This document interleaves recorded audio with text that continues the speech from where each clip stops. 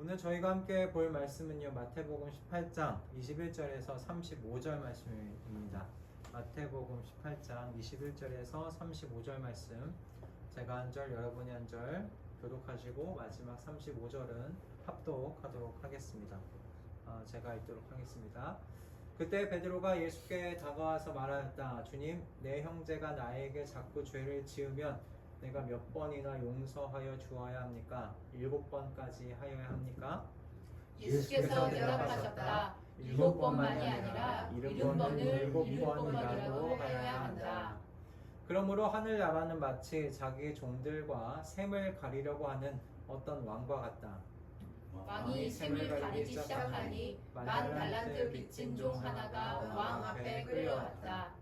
그런데 그는 빚을 갚을 돈이 없으므로 주인은 그 종에게 자신과 그 아내와 자녀들과 그 밖에 그가 가진 것을 모두 팔아서 갚으라고 명령하였다. 그랬더니 종이 그 앞에 무릎을 꿇고 참아주십시오. 다 갚겠습니다 하고 애원하였다. 주인은 그 종을 가엾게 여겨서 그를 놓아주고 빚을 없애 주었다. 그러나 그 종은 나아가서 자기에게 100데나리온 빚진 동료를 하나를 만나자 붙들어서 멱살을 잡고 말하기를 내게 빚진 것을 갚아라 하였다. 그 동료는 엎드려 간청하였다. 참아 주게, 내가 갚겠네. 그러나 그는 들어주려 하지 않고 가서 그 동료를 감옥에 집어넣고 빚진 돈을 갚을 때까지 가짜에게 하게 하였다. 다른 종들이 이 광경을 보고 매우 딱하게 여겨서 가서 주인에게 그 일을 다 일렀다. 그러자 주인이 그 종을 불러다 놓고 말하였다. 이 악한 종아, 내가 애원하기에 나는 너에게 그 빚을 다 없애 주었다. 내가 너를 불쌍히 여긴 것처럼 너도 내 동료를 불쌍히 여겼어야 할 것이 아니냐. 주인이 놓아여 그를 형무소 관리에게 넘겨주고 빚진 것을 다 갚을 때까지 가두어두게 하였다. 함께 읽겠습니다. 너희가 각각 진심으로 자기 형제 자매를 용서해 주지 않으면 나의 하늘 아버지께서도 너희에게 그와 같이 하실 것이다. 아멘. 오늘 본문의 말씀으로 내가 너를 불쌍히 여긴 것처럼 이라는 제목의 하나님께서 주신 은혜를 함께 나누도록 하겠습니다. 2024년도 여러분 이 대한민국 사회를 요즘에도 뭐라고 부르시는지 여러분 혹시 아십니까? 한번 쳐봤더니 여전히 분노사회라고 부르더라고요. 혐오사회라고도 부릅니다. 이 분노와 혐오라는 단어가 원래 2014년도부터 시작을 했습니다. 2014년도 기사를 찾아보면 기사의 주제가 혐오와 분노였는데 2024년도 이거 10년이 이제 훌쩍 지나서 강산도 변한다는 이 10년이 지났음에도 불구하고 여지껏 대한민국 사회를 분노사회, 혐오사회라고 지금도 부르고 있더라고요. 여러분 층간 소음 점점 그 갈등들이 고조되고 있다는 것을 여러분 뉴스를 통해서 자주 접하고 계시죠? 지금 보여드리는 이 그래프와 같이 이 층간소음으로 인해서 벌어지는 갈등들이 우상향되는 것을 볼 수가 있습니다. 그리고 여러분 뉴스를 통해 듣게 되는 또 소식들에서도 우리가 섬뜩한 소식을 듣게 되지 않습니까? 얼마 전에선 분당에 위치한 백화점 안에서 칼부림, 흉기난동이 있었기도 했고요. 오늘 이 주제를 찾아보다가 저는 5년 전에 있었던 진주 아파트에서 있었던 방화흉기 난동 사건도 그때 알았어요. 이번에 알게 되었습니다. 한 사람이 자기 집에 방화를 저지르고 2층에서 내려오는 사람들을 기다리다가 내려오는 사람들을 차례대로 찔렀다는 것들. 그게 이제 2005년 전에 있었던 진주 아파트 방화 흉기 난동 사건이었습니다. 그러면 이런 사건들이 섬뜩한 것은 이게 안면 있는 사람이 아니라는 거잖아요. 서로 알고 지냈던 사람이라기보다 안면 없는 사람, 알고 지내지 않았던 사람들에게 정말 아무 이유 없이 폭력을 행사하는 묻지마 범죄라는 게 참 섬뜩하기 때문입니다. 이게 언제 내게 벌어질지 모르는 일이잖아요. 게다가 여러분 코로나19를 통해서 이것을 계기로 사실 또 가정폭력도 꾸준히 증가하고 있다고 하더라고요. 2018년도에는 8,150건 정도가 있었는데 지금 2022년도 24년도 지금에는 11,000여 건 정도로 증가를 했다고 합니다. 그리고 아동학대는 더 가파르게 증가했다고 해요. 그런데 이 가정폭력과 아동학대 같은 경우는 뭐 대부분 직접 신고하지 않으면 접수조차 받아주지 않는다고 해서요. 아마 통계에 잡히지 않는 것을 생각하면 더 많은 건수가 있을 거라고 예상들을 하고 있더라고요. 물론 여기 우리 계신 우리 가족분들 한 분 한 분과는 크게 이게 연관이 없는 이야기라고 생각할 수도 있는데 뭔가 나와는 좀 먼 소식을 듣고 계신다라고 생각할 수도 있겠어요. 그런데 우리가 몸담고 살아가고 있는 여러분 이 사회가 우리 자신들과 분리될 수가 없잖아요. 그죠? 이 사회가 분노사회, 혐오사회라고 불리는데 우리 또한 어떻게 그 분노라는 그 감정에서 자유로울 수 있겠는가 싶은 거예요. 분노라는 감정에서 우리가 어떻게 자유로울 수 있는가? 여러분 우리 중 누구도 나에게 죄를 지은 사람에게 대하여 그리고 나 또는 내 가정에게 피해를 입히는 상대에 대하여 분노라는 감정을 가지지 않을 수 있는 자신이 있는 분 계십니까? 누구라도 분노할 겁니다. 내게 피해를 입힌 사람, 또 특별히 내 가정에게 피해를 입힌 사람들에게 분노하게 될 거예요. 그런 의미에서 이 분노라는 감정은 어떤 의미 정상적인 감정입니다. 그런데 중요한 건 이 분노라는 감정을 어떻게 처리하느냐라는 것이죠. 어떻게 처리하느냐? 보복이라는 것으로 처리하느냐? 혐오라는 것으로 처리하느냐? 미움이라는 감정으로 발전시키느냐? 아니면 오늘 우리 본문의 주제와 같이 용서라는 것으로 용서를 선택함으로 처리할 것이냐라는 것입니다. 여러분 세상에서는 그래서 그럼 이런 분노라는 문제 해결을 어떤 식으로 하는지 그 의견들이 어떻게 내놨는지 한번 살펴봤어요. 코로나19 시절에 이 혐오에 대한 이슈가 하도 심각하게 대두돼서 사회적으로 그 헤이트라는 책이 나왔었습니다. 이 헤이트라는 책은 여러 교수님들이 이 분노 그리고 혐오 이런 이 주제를 어떻게 다각도로 바라볼 수 있을지, 그리고 이걸 어떻게 해결할 수 있을지에 대해서 강의한 것들을 이제 모아놓은 책이에요. 저는 이 책을 이번 주에 쭉 보면서 이 책에서 말하고 있는 문제 해결의 핵심이 두 가지구나 라고 생각을 하게 됐는데, 첫 번째는 공감입니다. 공감. 상대방에게 공감해 주는 것. 상대방의 환경, 성격, 그렇게 말할 수밖에 없었던 것들에 대한 공감해 줘야 된다라는 것이고, 두 번째는 그렇다고 해서 다 공감할 수 있느냐라는 거예요. 사람이 어떻게 공감이 안 되는 사람들도 있을 거 아닙니까? 공감할 수 없는 사람도 있을 거예요. 어떤 살아왔던 배경, 역사적인 문맥, 어떤 삶의 문맥들을 모르는 상태에서 어떻게 온전하게 공감이 가겠어요? 공감할 수 없을 때는 어떻게 해야 되느냐? 그래서 시스템과 제도가 좀 구축되어야 한다라고 이 책에서는 이야기를 하더라고요. 혐오를 피할 수 있는 것, 분노를 그리고 미움과 어떤 보복을 피할 수 있는 것들은 공감 또는 공감할 수 없는 그때를 생각해서 시스템과 제도가 좀 구축되면 좋겠다라는 것이었어요. 참 쉽지는 않은 일 같다 생각이 들었어요. 시스템과 제도를 구축한다는 것, 보복과 혐오를 선택하지 않기 위한 시스템과 제도를 구축한다는 것이 쉽지는 않겠다. 그럼에도 불구하고 이 책을 저는 이번 주 보면서 개인적으로는 그럼에도 시스템과 제도를 구축하는 게 가장 현실적인 대안이겠다. 어떻게 우리가 모든 사람들에게 공감할 수 있겠습니까? 그건 현실적인 대안은 아닌 것 같았어요. 시스템과 제도를 구축하는 것이 현실적인 대안이겠지만, 이렇게 제가 생각하게 된 이유가 오늘 본문과도 사실은 약간 연결점이 있습니다. 왜 시스템과 제도를 구축하는 게 낫겠다 생각한 것은, 저는 사람에게는 용서의 능력이 없다고 생각이 들었기 때문입니다. 오늘 본문의 말씀을 묵상하면서 사람에게는 용서할 수 있는 능력이 없구나라는 것이었어요. 왜냐하면 여러분 용서라는 것은요, 나에게 피해를 입힌 상대방과는 상관없이요, 나에게 피해를 입힌 상대방과는 상관없이 상처받은 나의 이 내면 안에서 일어나는 작용이기 때문에 그래요. 그러니까 무슨 말이냐, 용서는 상대가 내게 와서 진심 어리게 사과하고 회개했을 때 일어나는 일이 아니라는 거예요.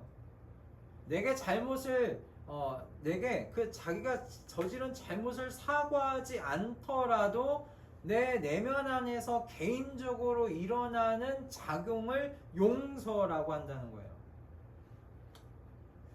오늘 본문하고 좀 연결지어서 생각을 해볼까요?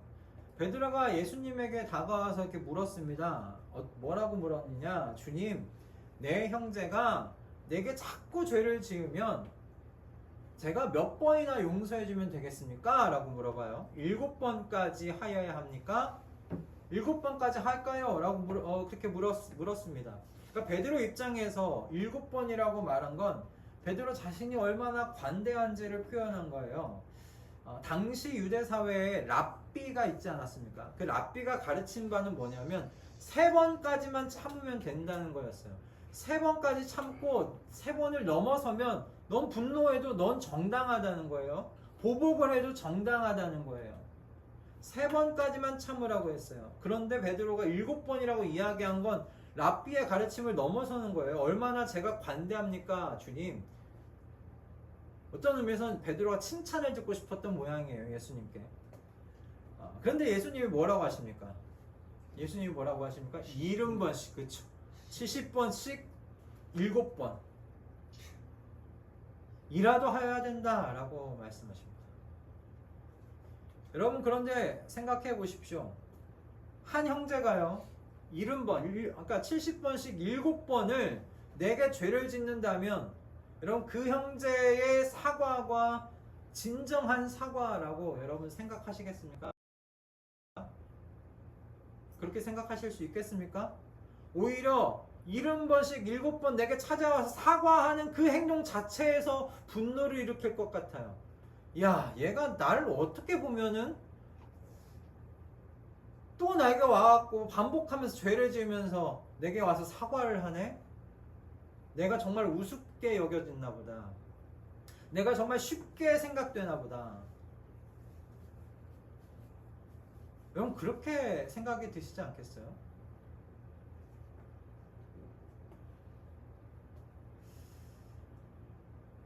게다가 사실 이 정도로 반복적으로 내게 잘못을 저지르는 형제 자매가 있다면 만나지 않겠죠. 그 전에 관계를 끊어버리지 않겠습니까? 그런데 예수님의 가르침은 뭐냐면 관계를 끊으라는 가르침도 아니에요. 70번씩 7번이 될 정도면요, 같은 동네에서 얼굴 마주하면서 살아가는 정도입니다.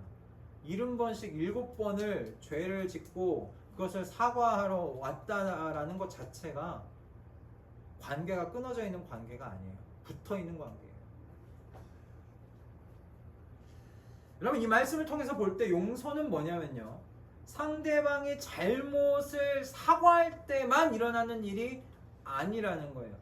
진심 어린 사과와 회개가 없을지라도 상처받은 한 사람의 그 내면 안에서 일어나는 변화가 용서예요. 70번씩 7번이라도 해라. 여러분, 그래서 오늘 이 본문의 말씀이 그리 쉬운 본문이 아니에요. 이야기는 재밌게 읽히는데 이 주제가 쉽지 않아요. 이 용서라는 주제가 쉽지 않아요. 이 용서가 쉽지 않은 이유가 있어요. 주제가. 왜? 내 스스로 해결해야 하는 그 일들이 만만치가 않기 때문이에요. 내 스스로 해결해야 할 일이 만만치 않아요. 여러분, 우리가 용서한다고 해서요, 그 전에 내가 그 죄로 인해서, 그 사람의 잘못으로 인해서 아프고 상처받고 고통받고 눈물 지었던 여러분, 그 모든 일들이, 그 모든 시간들이 여러분 사라지는 겁니까? 사라지지 않아요. 그건 그대로 남아있어요. 그대로 남아있는 그 아픔들, 그 고통들, 그 눈물들, 그 상처 스스로 해결해야 되는 거예요. 쉽지 않아요. 여러분 용서라는 말이 그 사전적으로 어떤 의미를 갖고 있는지 한번 찾아봤어요. 그랬더니 용서가 뭐라고 되어 있냐면 지은 죄나 잘못한 일에 대하여 꾸짖거나 벌하지 아니하고 덮어줌이라고 되어 있더라고요. 지은 죄나 잘못한 일에 대하여 꾸짖거나 벌하지 않고 덮어준다. 이게 용서다라고 되어 있어요. 정의는 참 괜찮아요. 근데 이 일이 만만치가 않은 거예요. 덮어준다. 여러분, 내게 상처 준 그 사람의 일을 우리가 덮어줄 수는 있어요. 덮어줄 수 있어요. 근데 덮는다고 해서, 그 일을 덮는다고 해서 내가 받은 상처와 내가 받은 고통과 내가 받은 슬픔과 내가 받은 아픔이 덮어지냐고요. 안 덮어져요. 그 아픔은 그대로 있어요. 그 고통은 그대로 있어요. 그럼 그 망각해버려요? 잊어버려요? 근데 그게 쉽게 잊혀지지도 않잖아요. 그리고 망각하는 게 어떻게 용서가 되겠어요? 이번 주에 이 용서라는 주제 때문에 제가 책을 한 두세 권을 좀 읽어온 것 같아요. 근데 그곳에서 공통적으로 하는 이야기는 이거더라고요. 용서는 무엇보다도 자기 자신을 위한 일이래요. 용서는 자기 자신을 위한 일이다. 분노하고 혐오하고 그리고 미움과 보복으로 자기의 자신을 갉아먹지 않도록 스스로를 지키는 행위가 용서래요. 근데 제가 살짝 이해가 되지 않는 부분이 있었어요.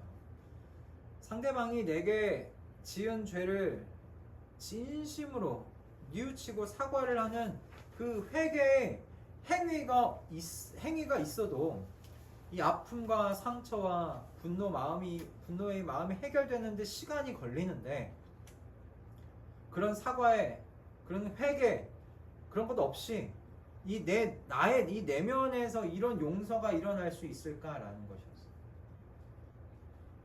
상대방이 회개도 하지 않고 사과도 하지 않는데 나 자신을 위한 일이라고는 하지만 이런 용서가 제대로 일어날 수 있을까라는 것이죠. 그런 질문이 생기더라고요. 그리고 이런 용서의 반복이 어떻게 자기 자신을 위한 걸까? 해결되지 않는 아픔, 해결되지 않는 슬픔, 해결되지 않는 상처를 그냥 계속 덮어주는 일들이 어떻게 자기 자신을 위한 일일까 싶은 거예요. 내가 용서하기로 결심한다고 해서 상처받은 내 마음과 상처받은 내 영혼이 자가복구되는 건 아니잖아요. 결국은 제 살 깎아먹기가 아닌가라는 생각이 들었어요. 그래서 요즘 그렇게 우리 사회에서 여러 가지 이런 잔인한 일들이, 섬뜩한 일들이 이렇게 터져 나오는 걸까라는 생각도 좀 해보게 되었습니다. 우리는 용서의 과정에서 일어나는 이런 내 내면의 상처와 고통과 아픔과 이 슬픔의 문제를 망각할 수도 없고, 또 그렇다고 해서 내 스스로 이걸 해결할 방법이 없다고 생각이 들어서 저는 우리는 스스로 용서할 능력은 없구나 라고 생각이 하게 됐어요.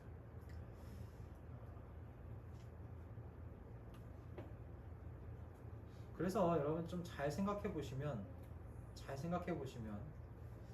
사람들의 스스로의 힘으로 하는 용서의 과정은요, 악순환이라는 것을 여러분 좀 아시게 될 것 같습니다.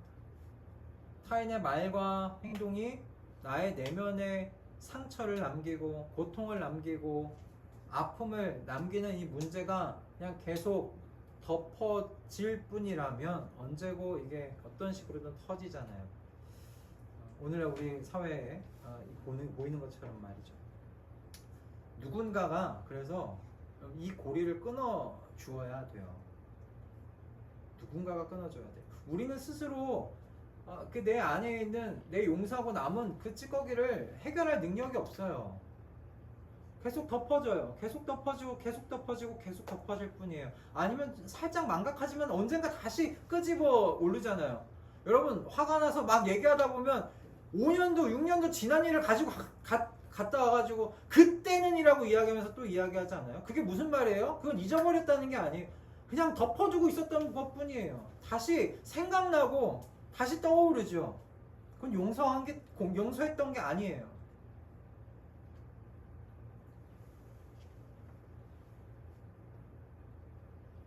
그러므로 누가 이 고리를 끊어 주어야 했던 겁니다. 그리고 이 일을 바로 하나님의 아들이신 여러분 예수 그리스도께서 하셨어요. 예수님께서 하셨어요. 저 오늘 이 만달란트 빚진 자를 용서해주는 주인의 이야기를 보면서 이 주인을 보면서 이런 생각이 들었어요. 저 주인의 손해는 누가 감당해 주느냐라는 겁니다. 저 주인의 손해는 누가 감당하는가? 여러분 만달란트는 사실 한 사람이 빚질 수 없는 금액입니다. 많은 헬라어 숫자에서 가장 높은 숫자예요. 가장 큰 숫자예요. 그러니까 한 사람이 만달란트를 지금 빚을 진다 있을 수 없는 일인데 이게 생긴 거예요. 어마어마한 액수의 빚을 진 겁니다. 근데 이 주인이 이 빚을 다 탕감해줘요. 이렇게 덮어준 거예요.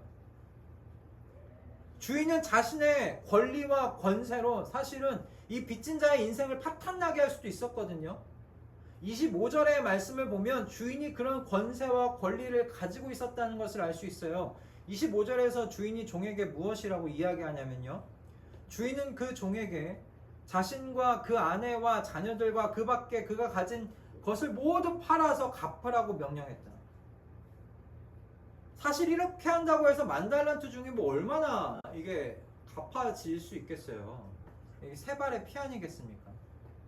이렇게 이야기한 건 뭐냐면 권리가 있었어요. 이 왕은, 이 주인은 이 종의 인생을 파탄나게 만들 수 있고 이 가정을 파탄나게 만들 수 있었어요. 보복을 선택할 수 있었어요. 분노한 대로 그 분노를 표출할 수 있었어요. 근데 주인이요 뭘 하냐면 보복할 권리를 포기해요. 보복할 수 있는데 보복하지 않아요.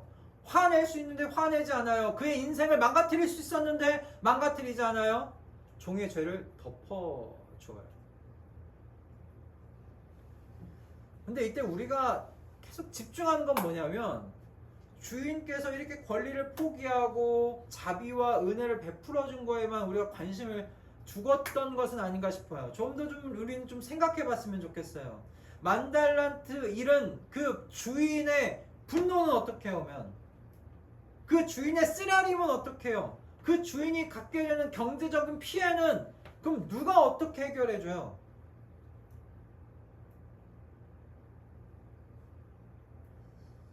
주인이 스스로 감내해야 했어요. 주인이 스스로 그걸 떠안아야 했어요. 주인이 스스로 해결해야 했어요. 자, 여러분 근데 주인이 이렇게 이 문제를 스스로 떠안고 스스로 감내해서 해결하는 자비와 은혜를 베풀었기 때문에 이제 뭐가 가능해지냐면 용서가 가능해지는 거예요. 용서가. 그래서 용서가 가능해지는 거예요. 만달란트 빚진 자가 만달란트를 탕감받았습니다. 그런데 이 만달란트 빚진 자가 나가서 뭐 했어요? 100데나리온 빚진 동료를 어떻게 했습니까? 감옥에 쳐넣었어요. 왜요? 이 만달란트 빚진 자는 자신의 권리를 포기하지 않았어요. 사실 한 데나리온이었죠. 한 데나리온이 당시 유대 사회에서는 한 달치 봉급이라고 해요. 그러니까 한 달치 봉급 100데나리온은 거의 9년치 연봉에 해당하는 큰 돈입니다. 그러나 여러분 만달란트에 비하면 60만 분의 1이에요. 60만 분의 1이에요. 그런데 이 만달란트 탕감받았던 종이 100데나리온 이 빚진 동료를 감옥에 넣습니다. 자신은 뭐예요? 이 경제적인 피해 내가 안을 수 없다는 거예요. 내가 떠안을 수 없다는 거예요. 내 손에, 내가 이 얘 때문에 받는 손에 내가 떠안을 수 없다는 거예요. 내가 이 100데나리온 빚진 내 이 동료 때문에 받게 될 여러 가지 곤란한 것들 내가 떠안을 수 없다는 거예요. 난 이걸 해결할 수 없으니 너가 해결하라는 거죠. 이 소식을 들은 만달란트 탕감해준 주인이 그래서 이 종에게 무엇이라고 이야기를 합니까? 이렇게 이야기했어요. 같이 좀 읽어볼까요? 자, 같이 읽겠습니다. 시작. 이 악한 종아, 내가 애원하기에 나는 너에게 그 빚을 다 없애주었다. 내가 너를 불쌍히 여긴 것처럼 너도 내 동료를 불쌍히 여겼어야 할 것이 아니냐. 여러분, 이 말씀에서 우리가 알게 되는 것은 뭐냐면 우리가 하나님의 이 우리의 죄를 용서해 주시는 그 구속의 은혜로 인해서 이제야 비로소 우리가 참된 용서가 가능해졌다는 것을 알게 된다는 거예요. 주인은 종에게 이렇게 얘기했어요. 너가 애원하기에 나는 너에게 그 빚을 다 없애줬다. 여러분, 이 문장 뒤에 남겨져 있는 주인의 감정도 좀 읽으셔야 돼요. 그죠? 아, 주인이 빚을 다 탕감해 줬구나. 이 다 없어졌구나. 여러분, 그렇게만 읽으시면 안 돼요. 그 빚을 다 없애 주었다는 건 뭐예요? 앞에서 제가 말씀드린 대로 만달란트 그 피해를 주인이 고스란히 다 떠안겠다고 스스로 해결하겠다고 결심했다는 거예요. 주인이. 그래, 그 피해 그거 내가 다 감당해야지.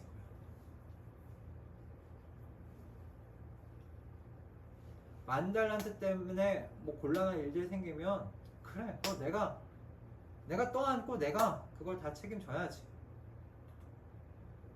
그렇게 결심하신 거예요. 너에게 그 고통과 쓰라림과 경제적인 피해에 대한 부분을 묻지 않고 내가 다 해결해 주겠다. 주인이 여러분 이렇게 결정한 단 한 가지 이유가 무엇입니까? 뭐였어요? 불쌍히 여겨서. 불쌍히 여겨서 그냥 한 인간으로 봐주셨기 때문에 불쌍한 한 인간.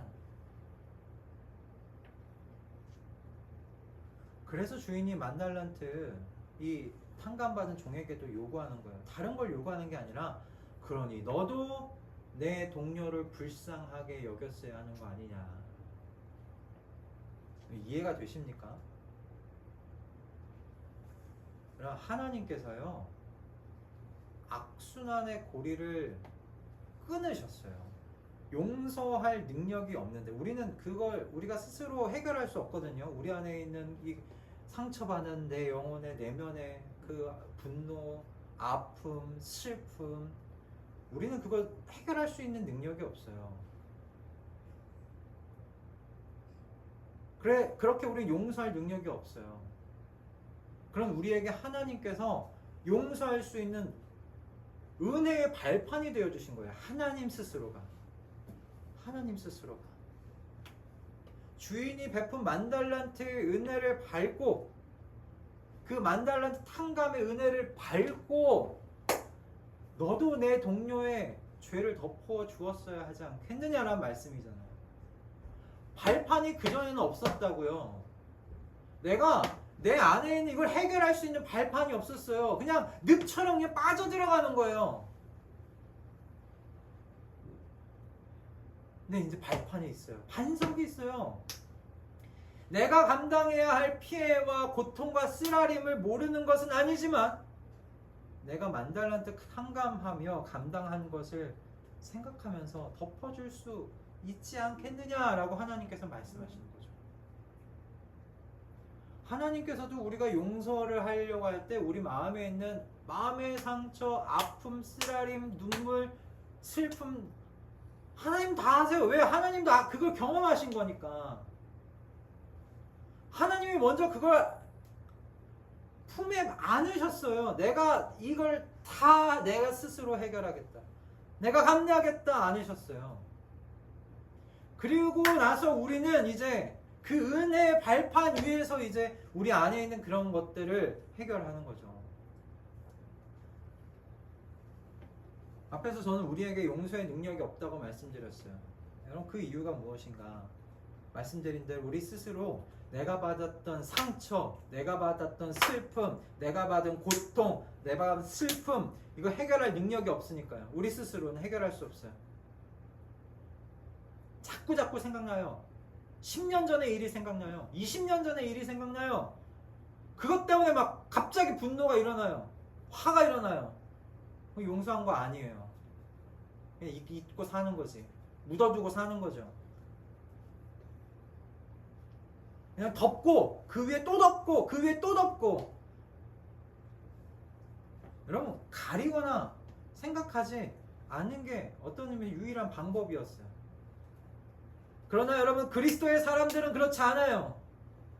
그리스도의 사람들은 내가 받은 이 10,000달란트의 은혜 안에서 이 주님의 은혜 하나님의 이 은혜 안에서 용서를 통해 내가 감내해야 할 아픔과 고통과 슬픔과 상처가 해결이 돼요. 해결이 돼요 진짜. 분노가 올라오다가도 내가 주님 때 받았던 그 은혜를 주님께서 나를 용서하시느라 받으셨던 그 주님께서 감내하셨을 것에 대해서 생각을 하다 보면 분노할 수가 없어요.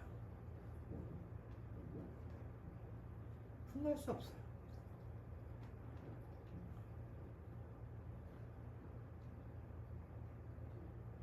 내 안에 있는 그 상처들이 그렇게 그 은혜 안에서 해결되는 것을 경험하게 되는 거예요. 여러분 그리스도인이 되었다는 것은 이 삼위일체 하나님의 이 용서의 이 자비와 은혜를 이렇게 받았다는 의미입니다. 저와 여러분을 불쌍히 여겨주셔서 성자 하나님께서 여러분 사람이 되셔서 이 땅에 오셨어요. 우리가 받아야 할 고통을 그분이 대신 받으셨어요. 우리가 받아야 할 채찍과 찔림을 하나님의 아들께서 대신 받으셨어요. 우리가 하나님께 저지른 그 죄로 인해서 우리가 죽었어야 그 자리에 예수님께서 대신 죽으셨어요.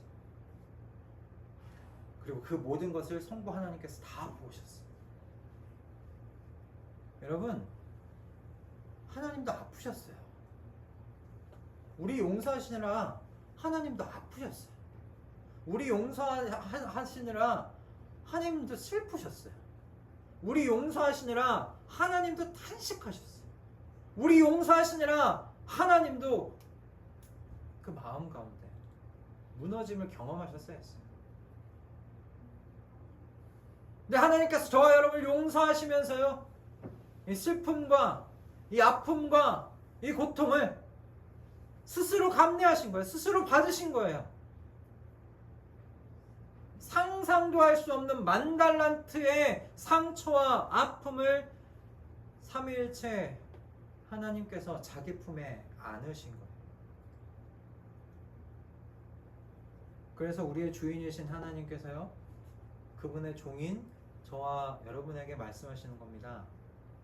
내 형제와 자매를 용서하라고. 용서는 상대방이 죄를 고백할 때 죄를 나 좀 용서해줘 라고 내 어떤 죄를 사과를 할 때 이렇게 하는 게 아니에요. 그게 용서가 아니에요. 그건 화해예요. 화해. 생각해보세요. 저와 여러분이 용서를 받았는데 하나님께 용서를 받았어요. 여러분이 먼저 회개하셨습니까? 용서받을 때? 내가 하나님께 먼저 회개해서 용서받으신 겁니까? 진심으로 죄송하다는 이야기를 하나님이 다 들으신 다음에 하나님께서 저와 여러분을 용서해 주신 겁니까? 아니에요. 하나님께서 하나님의 아들을 십자가에 달려 죽게 하시기 위해 이 땅 가운데 그분을 보내시고 자라게 하시고 고난과 모든 핍박을 받게 하시고 채찍을 당하시고 그 고통당하시다 십자가에 죽을 때까지 하신 것, 그거 다 우리가 죄송하다고 하나님 내가 죄인입니다라고 고백해서 그 일을 이루신 게 아니에요. 하나님께서 내가 먼저 용서하였다라고 그 십자가를 통해서 우리에게 선언하셨죠. 하나님께서 나를 그래서 용서하셨다는 것을 믿고 하나님 제가 죄를 지었습니다. 제가 다시는 하나님께 죄 짓지 않겠습니다. 그렇게 회개할 때 뭐가 일어나느냐? 재결합이 일어나는 거예요. 재결합. 그때 화해가 일어나는 거예요. 화해가. 화해는 한 사람이 화해를 할 수 있는 게 아니잖아요. 화해는 두 사람이 있을 때 할 수 있는 거예요. 하나님께서 먼저 사랑하셔서 먼저 우리를 용서해 주셨어요. 그래서 여러분, 용서한다고 해서 화해가 바로 일어나는 건 아니에요. 화해는 상대방이 자기가 잘못한 걸 알아서 죄 용서를 구해야 화해가 일어나는 거예요. 이걸 좀 구분하실 필요는 있어요. 내가 용서한다고 해서 저 사람이 나한테 미안하다고 할 거다. 여러분 기대하지 마세요. 용서는 내 내면 안에서 스스로 내 개인적으로 일어나는 일이에요. 그래서 앞에서 얘기한 대로 우리 스스로는 용서할 능력이 없다고 얘기하는 겁니다. 내 스스로가 그 분노의 감정들, 아픔의 감정들, 슬픔의 감정들을 내 스스로 해결해야 되니까. 내 스스로 해결할 능력이 없잖아요. 여러분, 그래서 하나님께서 저와 여러분에게 용서하라고 말씀하시는 건 사과를 받고 나서 해주라는 말씀이 아니에요. 하나님께서 먼저 우리를 용서하여 주신 것처럼 우리도 먼저 용서해 주라는 거예요. 그리고 그때 우리 스스로 감내해야 할 그 아픔과 슬픔과 고통을 우리가 삼위일체 하나님의 그 은혜에서 삼위일체 하나님으로부터 받은 여러분 그 은혜의 자리에서 해결하시라는 말씀입니다. 그리고 그 하나님께서 해결할 수 있도록 도와주세요. 오늘 말씀을 좀 정리하도록 하겠습니다. 여러분, 우리가 이 은혜 자원에서, 그래서 이 은혜 발판에서 멀어지면 용서할 능력도 희미해져요. 상처 입은 이 마음의 분노와 슬픔과 아픔이 어떻게 해결해야 될지 모르고 이게 방황하게 되는 거예요. 혼란스럽게 돼요. 그러니 여러분, 우리 가족들 모두는 이 만달란트를 탕감하시며 감내하신 이 하나님의 이 고통과 아픔에 함께 동참하시고 하나님의 크신 은혜 안에 거하여 사시기를 주님의 이름으로 축복합니다. 우리가 용서에 자신 없고 힘든 것은 그 내면을 잘 들여다보면 저는 그런 것 같더라고요. 용서할 때 내가 감내해야 할 이 상처들, 내 내면의 이 분노와 슬픔과 이 아픔들, 이걸 어떻게 해결해야 할지 모르기 때문이 아니었나 싶더라고요.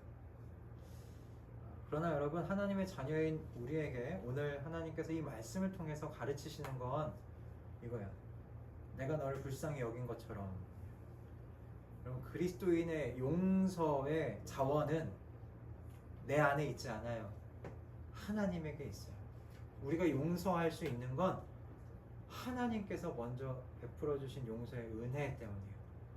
그 은혜를 발판 삼아서 그 은혜 안에서 우리의 분노가 해결되고 우리의 상처가 해결되고 우리의 어떤 아픔들, 슬픔들이 해결이 되는 줄을 여러분이 경험하셨으면 좋겠습니다. 우리를 구속하신 하나님의 여러분 그 자비와 은혜와 사랑 안에서 우리가 그렇게 용서할 능력 얻게 되는 줄로 믿습니다. 여러분, 하나님께서 그래서 뭘 시작하셨냐면, 저는 하나님께서 용서를 시작하셨다라고 말하고 싶어요. 하나님께서 용서를 시작하셨고 바톤을 넘기셨어요. 이제 릴레이 경주가 시작된 거예요. 하나님께서 먼저 막 달리셔서 바톤을 받았어요. 바톤 받은 우리가 여러분 이 용서의 릴레이를 해 나아갔으면 좋겠습니다. 이 용서의 릴레이를 우리의 삶의 현장에서 이어가시는 저와 여러분 다 되시기를 주님의 이름으로 축복합니다. 아멘. 여러분 용서할 때 분명히 마음에 힘들어요. 용서하려고 할 때 이 안에 있는 분노와 여러 가지 감정들, 표현할 수 없는 감정들 때문에 힘들어요. 하지만 여러분 그것을 하나님의 은혜의 발판 위에서 한번 해결해 보세요. 하나님께서 해결해 주실 겁니다. 하나님이 이미 그걸 경험하셨기 때문에 하나님이 아세요. 그렇게 하나님 안에서 그것들을 해결하면서 하나님께서 시작하신 이 용서의 릴레이를 쭉 우리의 삶 가운데서 이어가시는 우리 모든 가족분들 다 되시기를 주님의 이름으로 축복합니다. 아멘.